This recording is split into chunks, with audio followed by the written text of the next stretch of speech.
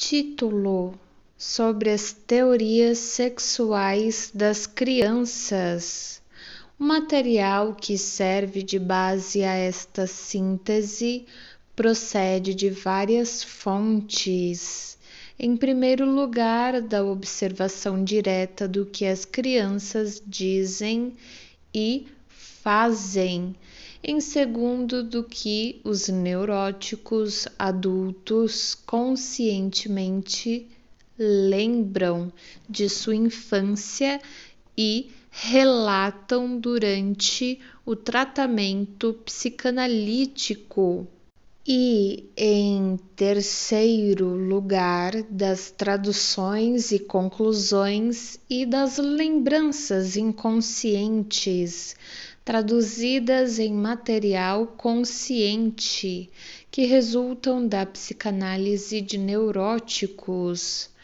O fato de que a primeira dessas três fontes não tenha sido suficiente para fornecer todos os elementos necessários para o esclarecimento do assunto deve-se à atitude do adulto em relação à vida sexual das crianças, não lhes atribuindo nenhuma atividade sexual. O adulto não se esforça por observar seus indícios, suprimindo, por outro lado, qualquer manifestação dessa atividade que lhe chame a atenção. Consequentemente, são muito mais restritas as oportunidades de obter informações dessa que seria a mais fértil e inequívoca das fontes, o que provém das comunicações espontâneas dos adultos a respeito de suas lembranças infantis conscientes, está, na melhor das hipóteses, sujeito à suspeita de uma adulteração no processo de rememoração. Ademais, no seu exame deve ser levado em conta que os informantes se tornaram neuróticos. Já o material procedente da terceira fonte será objeto daquelas críticas usualmente dirigidas contra a fidedignidade da psicanálise e de suas conclusões.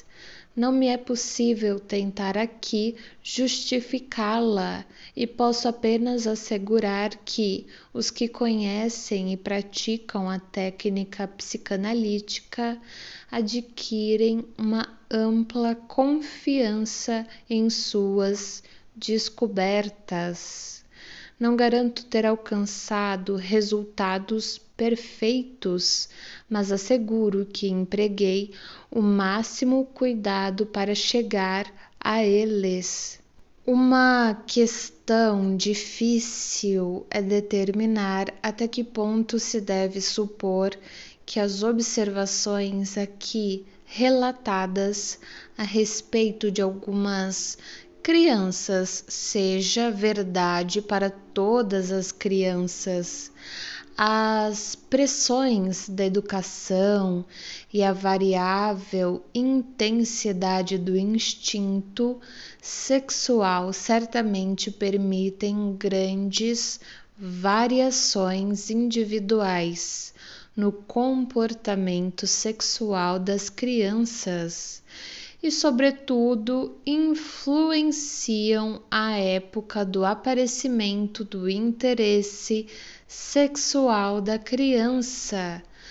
Por esse motivo, não dividi minha apresentação do material de acordo com sucessivos períodos da infância, mas reuni numa única exposição fatos que ocorrem ou mais cedo ou mais tarde em cada criança. Estou convicto de que nenhuma criança, travessão, pelo menos nenhuma que seja mentalmente normal e menos ainda as bem dotadas intelectualmente, travessão, pode evitar o interesse pelos problemas do sexo nos anos anteriores à puberdade.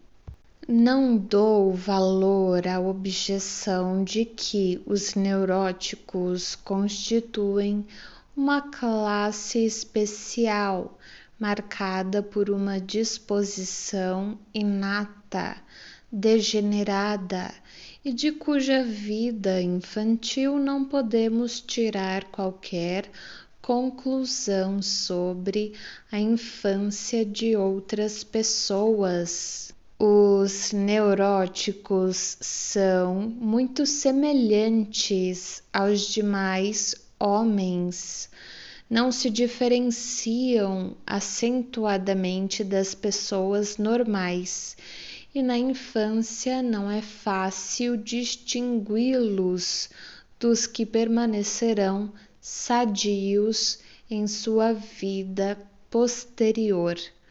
Um dos resultados mais valiosos das investigações psicanalíticas é a descoberta de que as neuroses de tais indivíduos não possuem um conteúdo mental especial e peculiar, mas que, como Jung já analisou, eles adoecem devido aos mesmos complexos com que nós, as pessoas sadias, lutamos.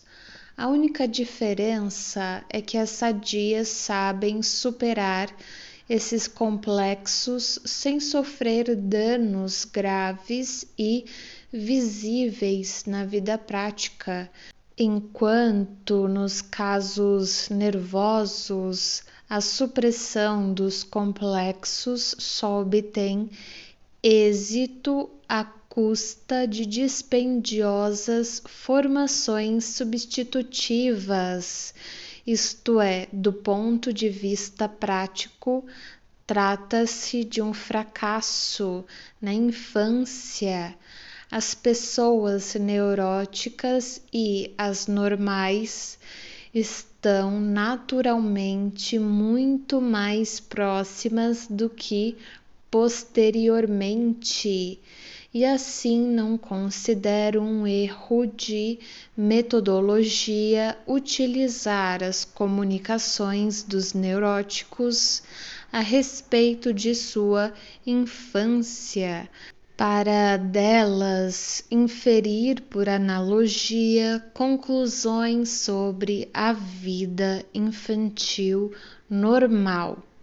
Mas como aqueles que posteriormente se tornam neuróticos com frequência apresentam em sua constituição inata um instinto sexual particularmente forte e uma tendência à precocidade, e a expressão prematura desse instinto, eles nos permitem perceber com maior clareza e precisão uma quantidade maior da atividade sexual infantil do que nossa embotada faculdade de observação poderia reconhecer em outras coisas.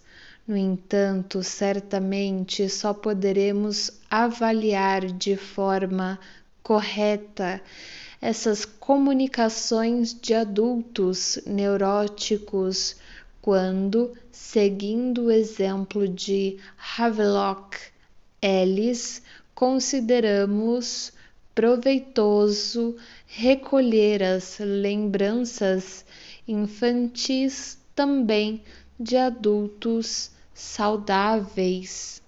Em consequência de circunstâncias desfavoráveis de natureza interna e externa, as observações que se seguem aplicam-se principalmente ao desenvolvimento sexual de apenas um sexo, travessão, isto é, o masculino. Entretanto, o valor de uma tal compilação não deve ser puramente de natureza descritiva. O conhecimento das teorias sexuais infantis, tais como as concebe a mente da criança, pode ter interesse em mais de um sentido, travessão, até mesmo surpreendentemente para a elucidação dos mitos e contos de fadas. Além disso, são indispensáveis para uma compreensão das próprias neuroses, já que nestas ainda atuam as teorias infantis, exercendo uma decisiva influência sobre a forma assumida pelos sintomas. Se pudéssemos despojar-nos de nossas exigências corpóreas e observar as coisas da terra com uma nova perspectiva, como seres puramente pensantes de outro planeta, por exemplo, talvez nada despertasse tanto a nossa atenção como o fato da existência de dois sexos entre os seres humanos, que, embora tão semelhantes em outros aspectos, assinalam suas diferenças com sinais externos muito óbvios. No entanto, não me parece que as crianças também tomem esse fato fundamentalmente como ponto de partida de suas pesquisas sobre os problemas sexuais. Como suas lembranças mais antigas já incluem um pai e uma mãe, aceitam a existência destes como uma realidade indiscutível, e um menino adotará a mesma atitude em relação a uma irmãzinha da qual o separam apenas 1 ou 2 anos. O desejo da criança por esse tipo de conhecimento não surge espontaneamente em consequência, talvez, de alguma necessidade inata de causas estabelecidas. Surge sob o aguilhão dos instintos egoístas que a dominam quando é surpreendida. Travessão, talvez ao fim do seu 2º ano, travessão, pela chegada de um novo bebê. Também a criança cuja família não aumentou pode colocar-se na mesma situação, observando os outros lares, a perda realmente experimentada ou justamente temida dos carinhos dos pais e o pressentimento de que, de agora em diante, terá sempre de compartilhar seus bens com o recém-chegado, despertam suas emoções e aguçam sua capacidade de pensamento. A criança mais velha expressa sua franca hostilidade ao rival através de críticas inamistosas, esperando que, abre aspas, a cegonha o leve de volta, fecha aspas, e às vezes até através de pequenas agressões à desamparada criatura que está no berço. Quando a diferença de idades é maior, a expressão dessa hostilidade primária é geralmente mais suave. Assim, em idade posterior, se não apareceu um irmão, ou uma irmã menores, o desejo da criança por um companheiro de brinquedos, tal como viu em outras famílias, pode alcançar a primazia. Sob a inspiração desse sentimento e preocupações, a criança começa a refletir sobre o primeiro grande problema da vida e pergunta a si mesma, abre aspas, de onde vêm os bebês? Fecha aspas, travessão, indagação cuja forma original certamente era, abre aspas, de onde veio esse bebê intrometido, fecha aspas. Parece-nos que ouvimos os ecos desse primeiro enigma nos inúmeros enigmas dos mitos e lendas. Essa pergunta é, como toda pesquisa, o produto de uma exigência vital, como se ao pensamento fosse atribuída a tarefa de impedir a repetição de eventos tão temidos. Suponhamos, entretanto, que o pensamento infantil logo se torne independente dessa instigação e passe a operar como um instinto autossustentado de pesquisa, quando a criança não foi demasiadamente intimidada, mais cedo ou mais tarde recorre ao método direto de exigir uma resposta dos pais ou dos que cuidam dela, que representam a seus olhos a fonte de todo o conhecimento. Esse método, entretanto, falha. A criança recebe respostas evasivas ou repreensões por sua curiosidade, ou ainda é despedida com a explicação mitológica que nos países germânicos é a seguinte, abre aspas, a cegonha traz os bebês, ela os retira da água, fecha aspas. Tenho motivos para acreditar que o número de crianças que não se satisfazem com essa solução, recebendo-a com fortes dúvidas que, entretanto, não admitem abertamente, é bem maior do que os pais supõem. Sei de um menino de 3 anos que, após receber essa informação, desapareceu. Travessão. Para o terror de sua ama, foi encontrado à margem de um grande lago que ficava perto da casa, para onde acorrera a fim de ver os bebês que estavam dentro d'água. Sei também de outro menino que só conseguiu expressar sua dúvida retrucando timidamente que não era uma cegonha que trazia os bebês, mas sim uma garça.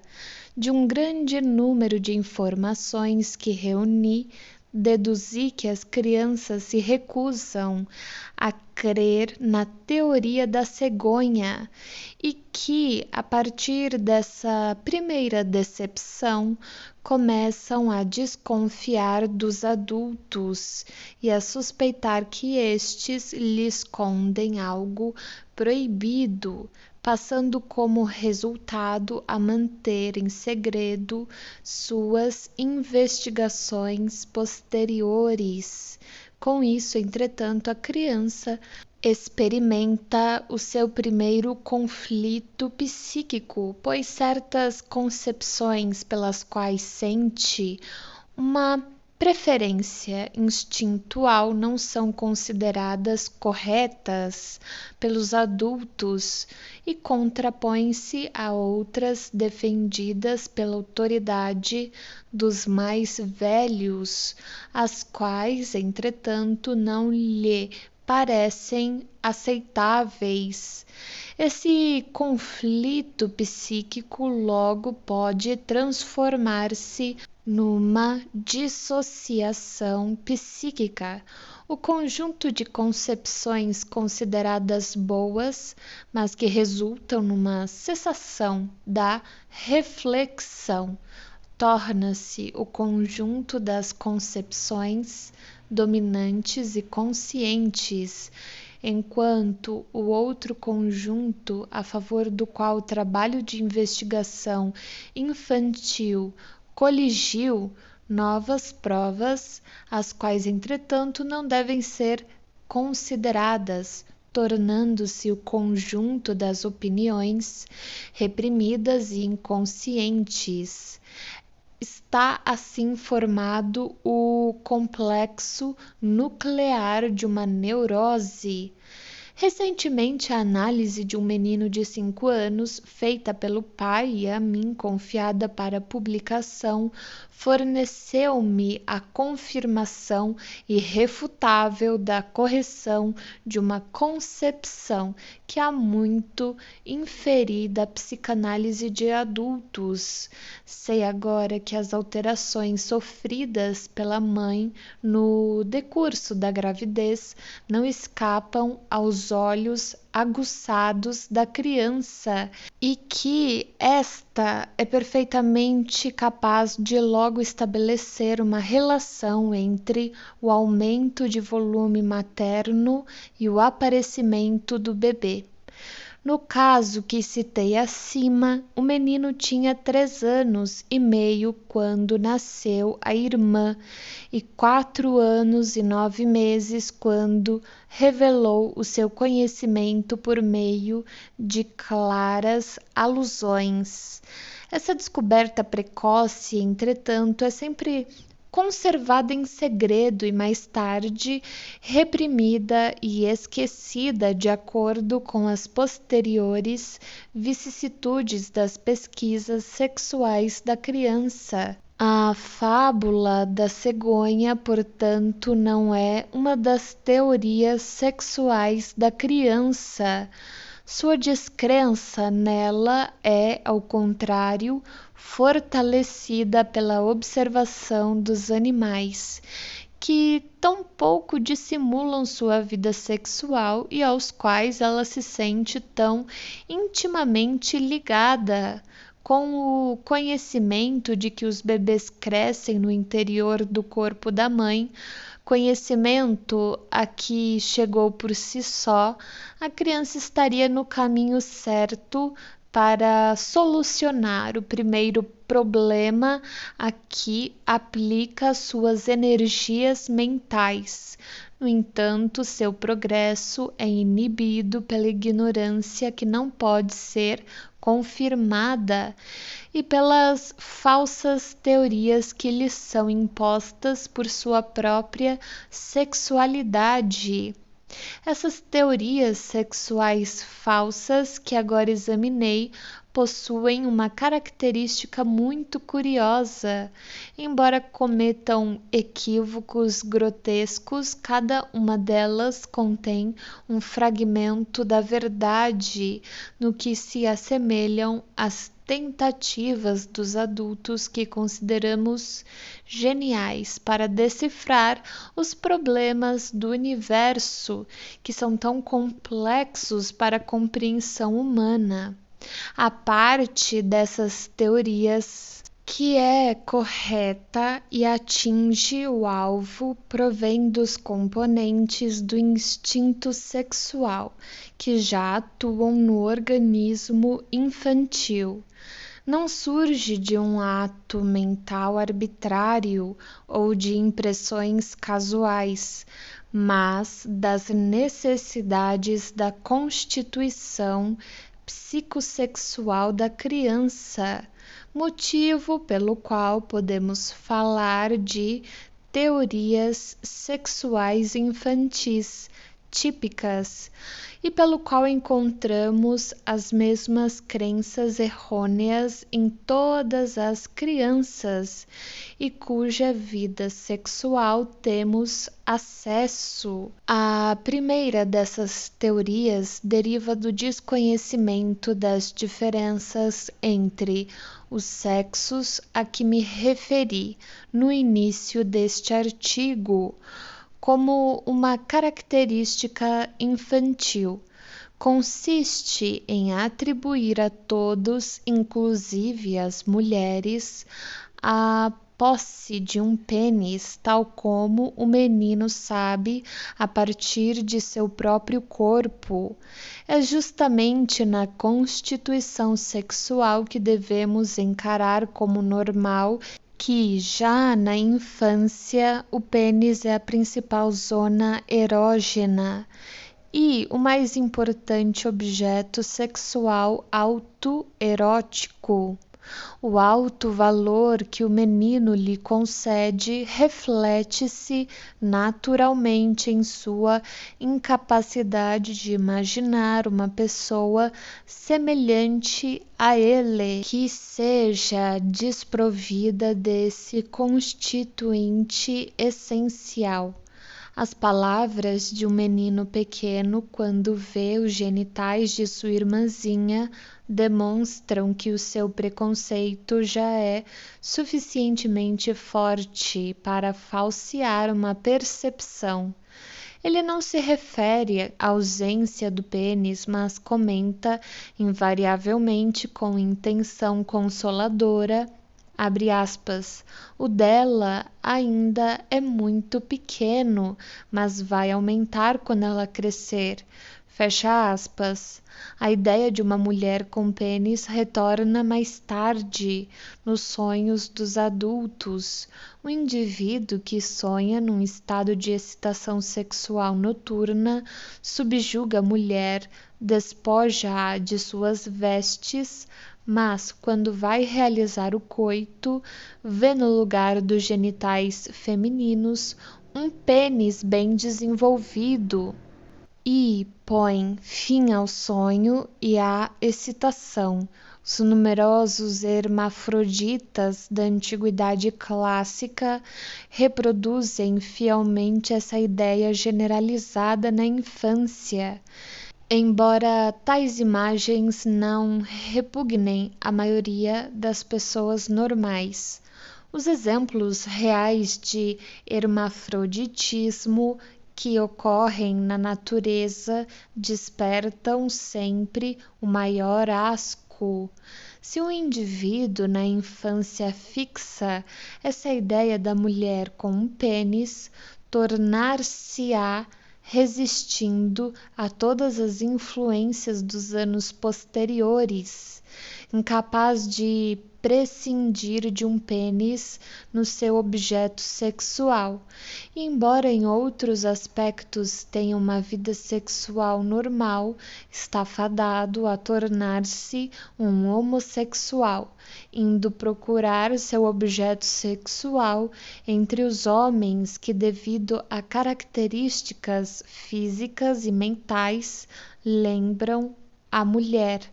Quando mais tarde vem a conhecer mulheres, elas já não podem mais ser para ele objetos sexuais, porque carecem da atração sexual básica. Na verdade, em conexão com uma outra impressão de sua vida infantil, elas podem causar-lhe repugnância. O menino no qual dominam principalmente as excitações sexuais do pênis costuma obter prazer estimulando esse órgão com a mão. Seus pais e sua ama o surpreenderam nesse ato e o intimidam com a ameaça de cortar-lhe o pênis. O efeito dessa ameaça de castração é proporcional ao valor conferido ao órgão, sendo extraordinariamente profundo e persistente. As lendas e os mitos atestam o transtorno da vida emocional e todo o horror ligado ao complexo de castração. Complexo este que será subsequentemente lembrado com grande relutância pela consciência. Os genitais femininos vistos mais tarde são encarados como um órgão mutilado e trazem à lembrança aquela ameaça, despertando assim horror em vez de prazer no homossexual. Essa reação não sofre nenhuma alteração quando o homossexual, através da ciência, vem a saber que a suposição infantil que atribui um pênis à mulher não é assim tão errada. A anatomia reconheceu no clitóris, situado no interior da vulva feminina, um órgão homólogo ao pênis e a fisiologia dos processos sexuais. Acrescenta que esse pequeno pênis, que não aumenta de tamanho, comporta-se na realidade durante a infância como um pênis genuíno.